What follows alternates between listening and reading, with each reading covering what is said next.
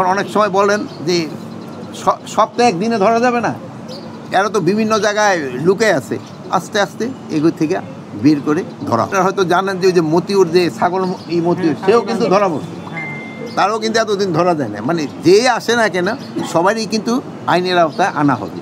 তাদের ধরেন ওই ফুটেজ আছে, আছে, তাদের কিন্তু ধরার চেষ্টা করা হচ্ছে, ডেইলি কিন্তু তাদের 2-1 করে ধরা পড়তেছে। আপনারা জানেন যে বাংলাদেশের কিন্তু আনসারের সদস্য সংখ্যা 60 লাখেরও উপরে। তা আমরা এরাদের সবাই কীভাবে ভালোভাবে একটা ট্রেনিংয়ের আন্ডারে আনতে পারি এবং একটা ডাটাবেসের ভিতরে যারা থাকে একক কীভাবে সমাজে বিভিন্ন উন্নয়নমূলক কাজে লাগানো যায় এবং ইন টাইম অফ ক্রাইসিস একক কীভাবে ডিপ্লয় করা যায়, এই সব ব্যাপারেই কিন্তু আমাদের আলোচনা হয়েছে। এই মহাপরিচালক এরা খুব ভালোভাবে চেষ্টা করতেছেন।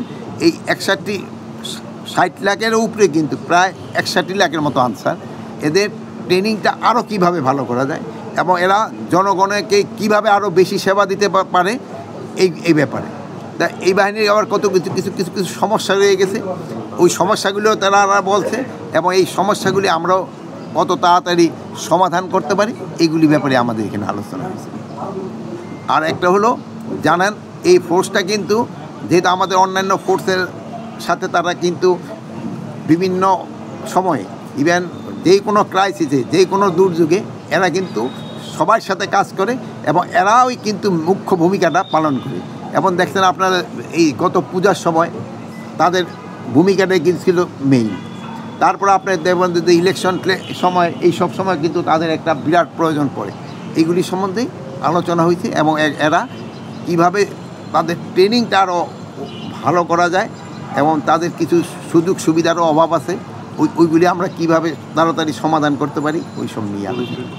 এবং এখন তরুণদের কর্মসংস্থান, যেটা আনসারের মাধ্যমে কিন্তু একটা কর্মসংস্থানের ব্যবস্থা হয়, আমরা যে বিটাগের মাধ্যমে কীভাবে 1 লাখ লোকের কর্মসংস্থানে একটা ব্যবস্থা করা যায় এটার ব্যাপারেও আমরা আলাপ করছি। আমরা হয়তো উচিত ভবিষ্যতে হয়তো এটার আমরা ফলটা পেয়ে যাব। বিদেশ থেকে প্রিয়জনকে উপহার পাঠান প্রবাসী শপের মাধ্যমে। যোগাযোগ করুন স্ক্রিনে দেওয়া নম্বরে।